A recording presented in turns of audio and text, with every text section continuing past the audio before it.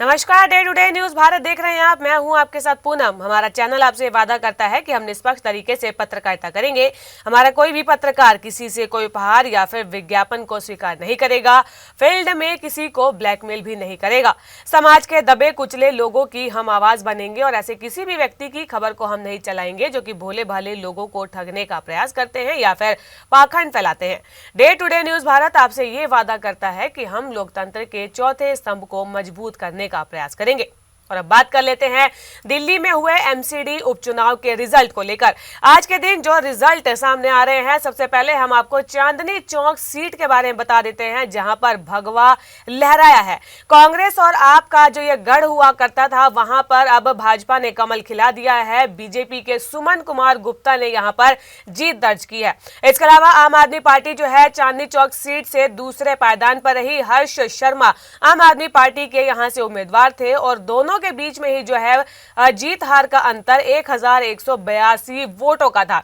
दिल्ली नगर निगम के चांदनी चौक वार्ड में हुए उपचुनाव के जो नतीजे सामने आए हैं, ये जो कांग्रेस और फिर आप का गढ़ माने जाने वाली जो ये सीट थी, वहां पर बीजेपी ने अपना कब्जा कर लिया है। बीजेपी के जो उम्मीदवार हैं सुमन कुमार गुप्ता, उन्हें जो है 7825 वोट यहीं से मिले हैं। तो वहीं आम आदमी पार्टी के हर्ष शर्मा की अगर बात करें तो उन्हें 6643 वोटों के साथ वे दूसरे पायदान पर रहे हैं। इसके अलावा निर्दलीय प्रत्याशी के तौर पर अनिल टंडन भी थे। सुनील कुमार भी सियासी मैदान में थे। दिल्ली नगर निगम के अगर एमसीडी उपचुनाव की बात करें तो 12 वार्डों में उपचुनाव को लेकर यह मतगणना जारी है। कड़ी सुरक्षा व्यवस्था के बीच में मतगणना जारी है। Kanjhawala, Pitampura, Bharat Nagar, Civil Lines, Rouse Avenue, Dwarka, Najafgarh, Gol Market, Pushp Vihar और मंडावली में जो है 10 मतगणना केंद्र बनाए गए हैं, जहां पर फिलहाल काउंटिंग जारी है। दिल्ली में सभी की नजरें शालीमार बाग बी वार्ड पर भी टिकी हुई है। शालीमार बाग बी वार्ड से निगम की पार्षद रही सीएम रेखा गुप्ता फरवरी में हुए विधानसभा चुनाव में भाजपा की जीत के बाद वो यहां से मुख्यमंत्री बनी, जिसके बाद से ये वार्ड खाली हो गया था और अब यहां पर इलेक्शन है। बात अगर चांदनी चौक वार्ड की करें तो ये उपचुनाव न केवल स्थानीय समीकरण को तय करेगी बल्कि दिल्ली के आगामी राजनीतिक दिशा को भी ये तय कर सकती है। आपको ये बता दें कि चांदनी चौक वार्ड के लिए हुए इस उपचुनाव के लिए 30 नवंबर को मतदान हुआ था, जिसमें तकरीबन 35.65% वोटर्स ने यहाँ पर वोट किया। मतदान में मतदाताओं ने अपना जो प्रतिनिधित्व किसे सौंपा है, इसका फैसला अगले कुछ घंटों में हो जाएगा। चांदनी चौक उपचुनाव का जो इतिहास है वो उतना ही दिलचस्प रहा है। साल 2017 में यहां बीजेपी के रविंद्र कुमार ने 8774 वोट हासिल कर कांग्रेस के उम्मीदवार पुनर्दीप सिंह साहनी को 5000 वोटों से हरा दिया था। इसके बाद 2022 में वार्ड का जब सीमांकन हुआ था तो 250 वार्डों वाले एकीकृत एमसीडी चुनाव में ये तस्वीर पूरी तरीके से बदल गई। इस बार पुनर्दीप ने जो है कांग्रेस को छोड़कर आपका दामन थाम लिया था और बदलाव काम आया था। बीजेपी के उम्मीदवार रविंद्र कुमार को मामूली वोटों के अंतर से उस समय हरा दिया था। ये उपचुनाव इसलिए भी अहम है क्योंकि 2025 के दिल्ली विधानसभा चुनाव में कई पार्षदों ने विधायक बनने के लिए एमसीडी की सीटें छोड़ दी थी। चांदनी चौक के पूर्व पार्षद पुनर्दीप सिंह साहनी ने भी इसी वजह से इस्तीफा दिया था। उन्होंने अपने चांदनी चौक विधानसभा सीट से बीजेपी के सतीश जैन को 16000 वोटों से हराया था।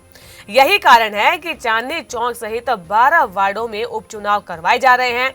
ये नतीजे कई मायनों में बीजेपी की दिल्ली की सतह पर पकड़ की परीक्षा भी माने जा रहे हैं। मौजूदा विधानसभा में बीजेपी के पास 48 सीटें हैं और 22 सीटें आम आदमी के पास है, जिसमें कि एक सीट जो है चांदनी चौक भी आती है। अगर बीजेपी ये सीट जीत गई तो उसकी जो विकसित दिल्ली की मुहिम को मजबूत समर्थन यहां पर मिला है जीतने के बाद, जबकि अगर आम आदमी पार्टी उपचुनाव में वापसी करती है तो उसे 2022 जैसे जनादेश को फिर से पढ़ने, ऊर्जा को जुटाने का मौका मिल सकता है। कांग्रेस की नजर भी जो है इस बात पर है कि क्या वो इस मुकाबले में फिर से अपनी जगह बना पाएगी। इसके अलावा अगर हम दूसरी सीटों की बात करें तो संगम विहार सीट से कांग्रेस जीत चुकी है। यहां से जो उम्मीदवार थे वो सुरेश चौधरी, उन्होंने बीजेपी के उम्मीदवार शुभ रंजीत गौतम को हराया। इन दोनों के बीच में वोटों का अंतर 3628 का रहा। ये सीट भाजपा के पास थी और यहां से संगम विहार से भाजपा विधायक चंदन चौधरी 2022 में पार्षद चुने गए थे। इसी तरीके से कांग्रेस ने उपचुनाव में अपना खाता खोल दिया। यूपी चुनाव वाले वार्डों में कांग्रेस के पास एक भी वार्ड नहीं था। इसके अलावा बात अगर शालीमार बाग की करें तो बीजेपी यहां से जीत गई और इस सीट पर अनीता जैन चुनाव लड़ रही थी। इसमें जो है बबीता राणा आम आदमी पार्टी की तरफ से लड़ रही थी। हालांकि शालीमार बाग में बीजेपी जीत चुकी है और अपने घर से खुद को बचाने में कामयाब रही है। बात अगर दिल्ली के दक्षिणपुरी सीट की करें तो एमसीडी चुनाव के नतीजों में आम आदमी पार्टी के उम्मीदवार ने भाजपा के उम्मीदवार को हरा दिया।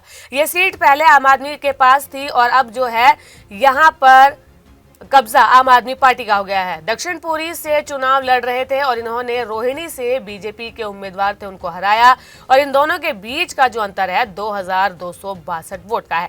तो ये जो हमने आपको दिखाया पूरा दिल्ली एमसीडी इलेक्शन में कुछ सीटों के बारे में हमने आपको बताया। इसके अलावा जो भी उपचुनाव के नतीजे रहेंगे उस पर हम आपको अपडेट देते रहेंगे।